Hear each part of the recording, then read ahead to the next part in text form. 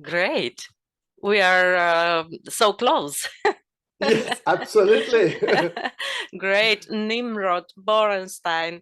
It's great to have this meeting on Zoom. I suppose our listeners remember about 5 years ago when you were on UNESCO Festival, and we had the program about your CD with Maestro Ashkenazi. I Yes, remember, I remember very absolutely. well. Wonderful. And as far as I could see, you are so prolific, Nimrod. Tell us a little bit, how do you come to put the ideas, I suppose, on computer? Yes, on computer. Well, it's a lot of work. I am sort of my father is an artist, and he always told me that one of the secrets is very, very hard work. Like Picasso used to say that when they were asking him. It's I suppose that part of the talent is because you love the thing so much that you work so much at it. So I most days I will work 15 or 16 hours. And you know, like writers, I'm not exactly like Tolstoy that used to go to write every same hour every day. I write whenever I can. So I use all my time because, of course, I do other things. I conduct. I go on the record CDs. I do all sorts of things. But I am very disciplined. And if I don't write, I'm not happy. So that I'm not. My wife says that she knows straight away if I've not written for a bit because I become sort of difficult, sort of sad, or so I need to write. It makes me happy, even if it's difficult to write. Uh, I need it. I find that it's very special to create beauty. Gives you a peace inside you. So I've been working. I mean, since the past 5 years, I've been working a lot, many pieces. But you know, I didn't listen to your 90 oppuses, or I don't know how many you have. I couldn't have done it. But what I heard is full of warmness. It's bright and full of generosity. I don't know how, if you work every moment, how are you, where do you have your roots and your feelings, how they bloom? It's very beautiful what happens in your But music. I do have a life. Sort of, I work very much, but I'm married and I've got two daughters, and I spend. Yes. I always sort of think that even if I work very hard, I have time for to play with my daughter, and I just Great, sleep. I sleep less. That's all. great, great. Well, Nimrod, uh, will you please speak a little bit slower? Yes, But yes, I will. what I would like you to tell us, well, you had a lot of world premieres. I would like to know to learn stories about some of them, but tell us about your piano CD. It's a piano CD, in fact, Yes, it a is. concerto and two other works for piano solo. Yeah. Uh, There's a concerto for piano and orchestra.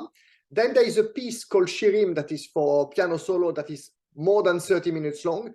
That is made of 18 little pieces, but all together it's 30 minutes. And then the third one is chamber music because it's piano quintet. Uh, I didn't listen. Oh, Oh, sorry, it's not sorry, a sorry. I not a, will do it. I will do it. But as far as I know, you are a yes, violinist. yes, Yeah? I'm a violinist. Yes. Okay.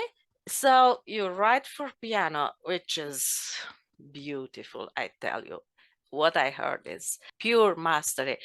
So you are a pianist too. Yes, I am a pianist too. Yes, yes, I am.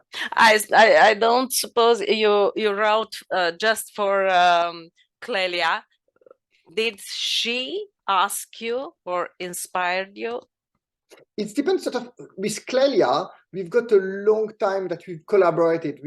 It's been, I think, 10 years that she plays my pieces. Up to now, she probably has played about 10 pieces, 10 different pieces. On the CD, the Shirim and the piece for piano quintet were not written for her, but she recorded them on the CD. But the piano concerto, she commissioned. So because I've written many concertos. I mean, when I was at the UNESCO Festival, the CD had my violin concerto with Ashkenazi, but I've written also some cello concertos, and I've written all sorts of concertos. So concertos are important for me actually at the moment. 3 commissions. I'm writing a viola concerto. Oh, and then, great. Because I have a very special link with viola. Okay. And then I'm writing a mandolin concerto. Oh. A mandolin. and the oboe concerto. And the oboe concerto is not from a place too far from Romania. It's for Belgrade. So it's for the principal oboist of the Belgrade Philharmonic. Yes, great. And the others are also commissioned? Yes, it's the whole commissions. Yes. Beautiful. Tell us about how was the world premiere of your concerto. You conducted it. Yes, it was. I'm doing more and more conducting. I've always conducted, and I think I'm a good conductor. But now I'm doing more of it. I am accepting more. That I'm a bit older. I can do more different things. But it's. I like to conduct my works, of course, but also other works. On the piano concerto, it's. When you listen to it, maybe it's not obvious how difficult it is, which I think it's good that it's not always obvious. Having a sort of the piano part, it's obvious, it's a concerto, it's very bright, but it's very complex rhythmically, and it's very, very complex rhythmically, and it's so I was very happy to conduct myself so that I could do exactly what I wanted on the recording, and it was a lot. It was great to work with the Royal Philharmonic, the great orchestra. So it's that was fun, and it was really. And I had a lot of the musicians in the orchestra that came to see me and said that it was wonderful and they really enjoyed it. So it was a nice atmosphere. Great. Good feel. So I suppose it's not difficult, your writing for each instrument, but the expression and to achieve exactly the phrases and form, architecture of the work. Exactly, so that every detail is exactly like that, so that it flows, that it's like talking. I think that that's the secret in music, that it feels natural, like just normal. And I'm very happy about that CD. Sort of, sort of, you record a lot of CDs, and some are very special, and others are like in life. Not everything is the same, but this one is. I'm very, very happy about it. Great. Can you tell us your feeling? What is the frequency of which feelings in this concerto? So I think that in a concerto, it's very important that each of the movements is very different. So I think that the first movement is very grandiose like that, but it's got moments of sort of fairy-like, sort of magical moments that are slow, but in general it's big and powerful. The second movement is a little bit like totally different style, but you know, like the Mozart piano concertos, when you go to slow movements that has got a few notes and it's just special, and it's that's what I wanted, and it's got that. It's the strings are very warm and intense, but the piano is like little diamonds that are of fresh waters. So it's very relaxed and just beautiful, like clear water. Yeah, Sorry. the third, yes. And then the third movement is well, like a lot of third movement, it's very fast, and it's got a sort of in the middle. One of the themes is almost like a waltz, but it's not exactly a waltz because it's moving between 3 beats and 4 beats. It's my type of waltzes that are dancing, but not exactly. I mean, it's not all styles. It's very modern music, but my own way. It's a big movement. It's a very, very fast and exciting movement. The last movement is very crazily fast. I would ask, were you in France when you wrote it? No, because I live in London. I see a little bit. I don't know what the feeling makes me feel it's more French music. Maybe it's because sort of it's often when actually I was recording another CD during the weekend, and often when I write with I work with pianists, I tell them that in my music it's really important to have different touch and textures. So sometimes some beats needs to be played a bit like you would play Beethoven, sort of with articulation and sort of really, and other beats suddenly are a bit more like Debussy. On some other bit, I don't mean the notes, but how you should play them. On other bit more like Rachmaninoff. And so it's maybe what makes you think about the French music is because of a lot of the lines in terms of sounds a bit like the beauty that you can get in Debussy or Ravel, this type of sounds that float. So that's probably why you think French. You didn't tell me exactly the story about the world premiere, the first concerto. How was it?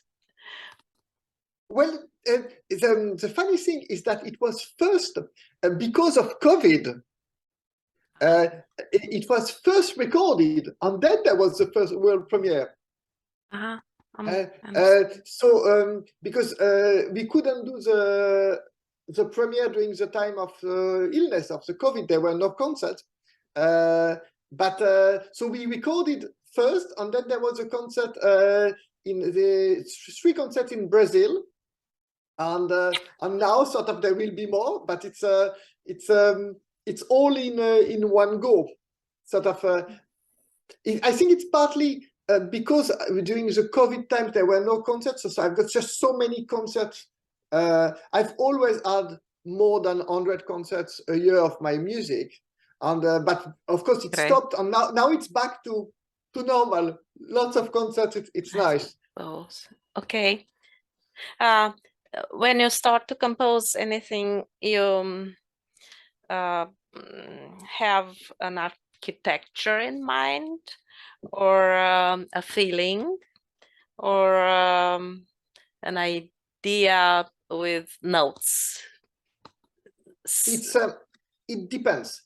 So if I give you the example for 2 of the pieces of the CD, so for the concerto, for me, I've always wanted, I mean, piano concerto for me is very, very important because of the great concertos of the past.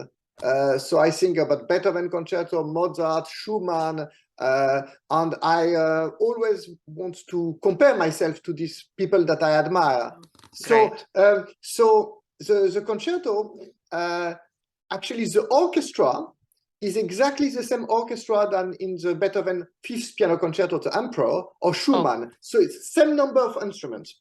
It sounds completely different, but my idea was to do a big concerto, really big, sort of. It feels so, and I was not sure if I wanted to do 3 or 4 movements, but the main idea. So I had 2 ideas. It would be something that would be like as big as the Emperor concerto, the Beethoven, not in the style, of course, because I'm a modern composer, but for me. the greatest concertos, virtuosity is important, but it's not the main thing. So it's a little bit like you would have in Brahms, or so I was looking for something that the orchestra also would have an important place. Yeah. So that's for the concerto. For Shirim, for example, there is a story. I've got this big project of writing 24 etudes for piano over 10 years. Now, sort of, I think that when I saw you last time, I had done maybe 5 or 6. Now I'm on 15. Now it's been, I think, 8 years or maybe 9 years. On the first 12 etudes, I just recorded on CD. I mean, I didn't play. A pianist recorded them on CD, and that CD will come in September.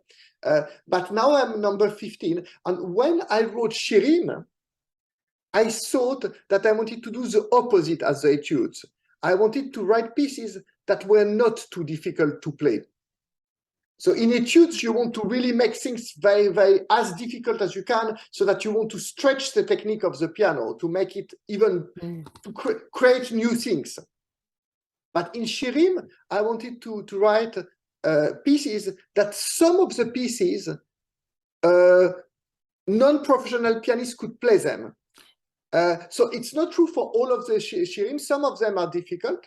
But for example, the number, I think it's number 9, that it's called Pas sérieux, which means not serious in French. This one is not very difficult. And even my daughter, she's 11 years old, she plays it. And she's not a musician. So, so it's a different. So if you ask, I wanted to write also 18 pieces that each of them would be special, and you could play it on its own if you wanted, or you could play the full thing. So if you ask about the story, so I had that in mind. Then the difficulty was to make, well, the big difficulty was to make that each of the Shirim would be really beautiful, because it's like, you know, in life, it's more difficult to do a lot of things of the same level than just one.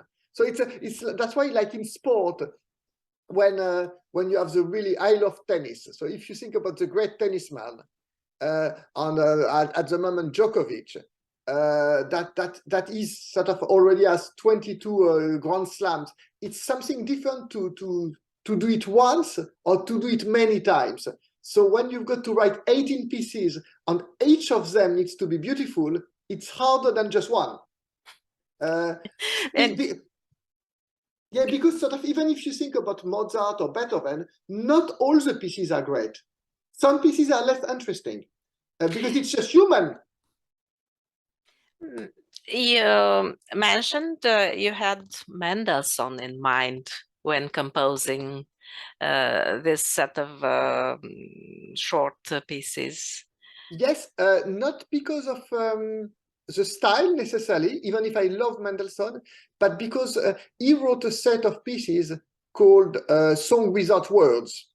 Yeah. And these are the type of pieces that are not that difficult technically, but that are amazingly beautiful. And so that was my inspiration.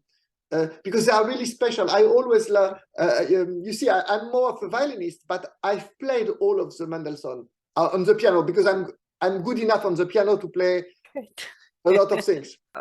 Can you tell us the story of the third work?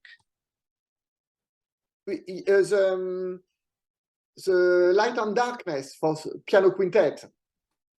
So there is a musical story, but also, there is also a story of how it happened. So it happened that I have a friend that has got a big festival in the Netherlands of chamber music.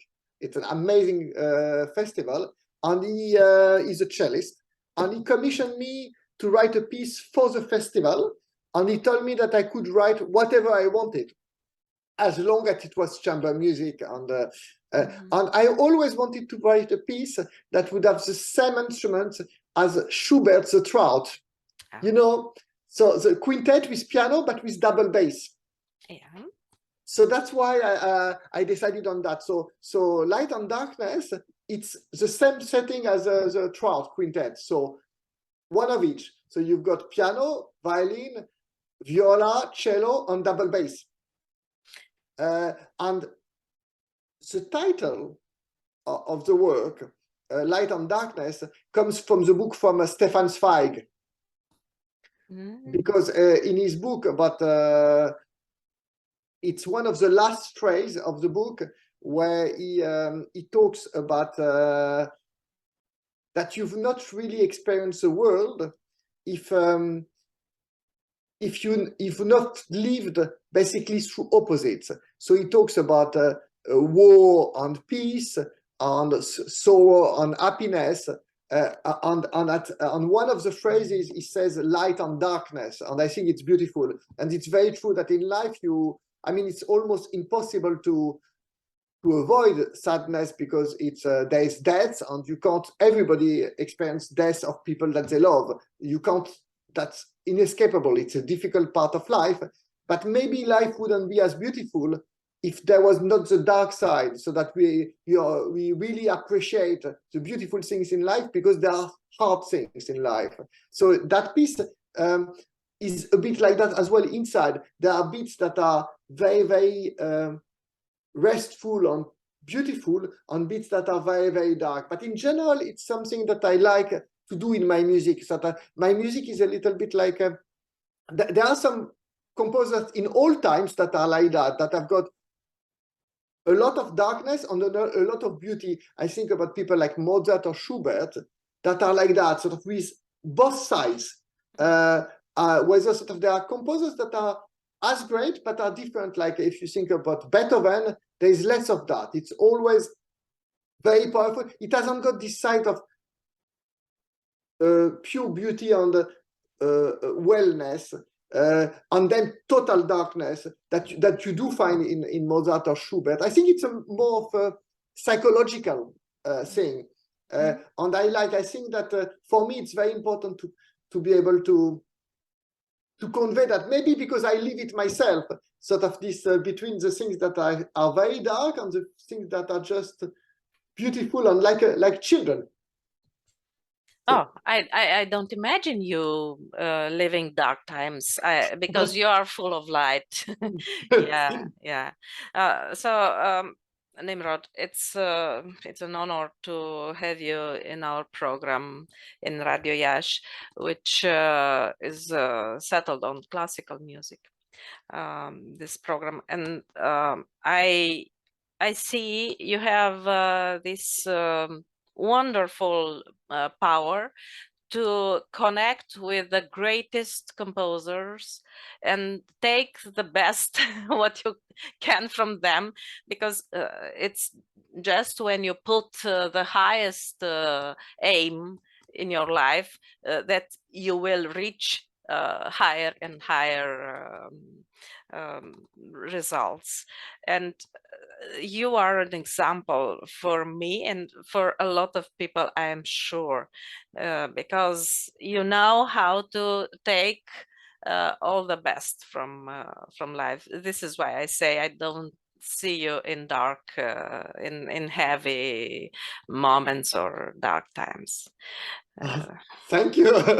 Yes, I would stop now because we have to listen a lot of music. I want to make more room for the music. Yes, of and course. let people experience themselves. Yeah, absolutely. I hope that I'll come back to Romania, because I really enjoyed it. It was such a nice time there. I hope to come back. It's been a long time. No. I suppose it's easy because you had a very good echo, very well received your music in the Yes, festival. So it's yeah, I had a really great time. I was talking when I was in France now to see a friend, a really good violinist called David Grimal, oh and yeah, I know him. he's a good friend. We know each other from childhood, and his wife is Romanian. And, Yeah. that was last week, I think, we were talking about Romania because he enjoys it very much too. But his wife is Romanian, and we were talking about the memories of So Romania. if you write something for his Les Dissonances, oui, Yes, you have all the chances because maybe. he came here several times. Yes, he was Yes, quite great, great. Nimrod, thank you for your time. thank you. Thank you for your big talent and big events that we see you had in your life with a lot of works played all over the world. And I don't understand how you stay so normal and when you are so well known in the whole world. It's probably my wife. You've got to thank my wife.